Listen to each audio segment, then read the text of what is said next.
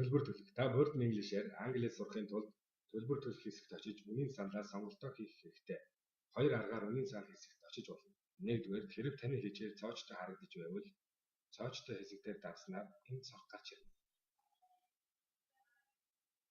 Дараах арга зам нь Word-ийн логон дээр дарж доош гүйгэж төлбөр дээр давснаар хүн энэ хэсэгт очих боломжтой.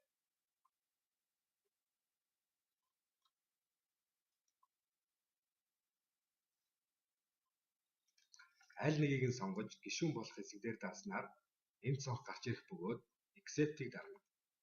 Үүний дараа энэхүү цонх харагдах ба энэ хоёр сонголтын аль нэгийг нь ашиглан төлбөрөө төлөх боломжтой. Та хүсвэл PayPal-оор төлж болно. Эсвэл орлогын мэдүүлэг хэсгийг идэвхжүүлж дараа нь Next дээр давснаар энэхүү орлогын мэдүүлэг гарч ирнэ.